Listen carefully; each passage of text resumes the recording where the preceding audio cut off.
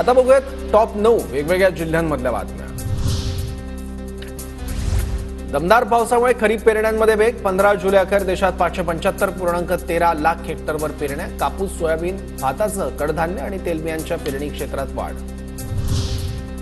नांदेडच्या अर्धापूरमध्ये विद्यार्थ्यांना पुराच्या पाण्यातून बाहेर काढण्यात यश। नाल्यावर पूल वाढवण्याची गावकऱ्यांची मागणी। परभणीतील पूर्णा कानखेड रस्त्याला पावसाळ्यात तळ्याचं स्वरूप। रस्त्यांवर पडलेल्या खड्ड्यांमुळे प्रवाशांचा जीवघेणा प्रवास। धाराशिवमध्ये सोयाबीन पिकावर पानं कुरतडणाऱ्या अळीचा प्रादुर्भाव। कृषी विभागाने शेतकऱ्यांना मार्गदर्शन करण्याची नागरिकांची मागणी। सोलापूरच्या करमाळ्यात 401 बांधकाम कामगार महिलांना संसारोपयोगी वस्तूंचं वाटप। मुख्यमंत्री वैद्यकीय कक्षाचे प्रमुख मंगेश शिवटे, ज्योती वाघमारे यांच्या पुढाकारानं वस्तूंचं वाटप। नागरिकांनी सोशल मीडियावर जातीय आणि धार्मिक तेढ निर्माण करणाऱ्या पोस्ट करू नये। परभणी जिल्हा पोलीस दलाचं नागरिकांना आवाहन।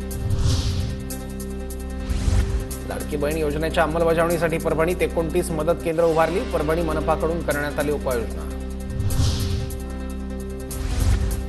अकोल्यातील 320 वर्ष पुरातन विठ्ठल रुक्मिणी मंदिरात पहाटे महापूजा संपन्न। मोठ्या संख्येनं भाविकांची विठ्ठल रुक्मिणी मंदिरात गर्दी।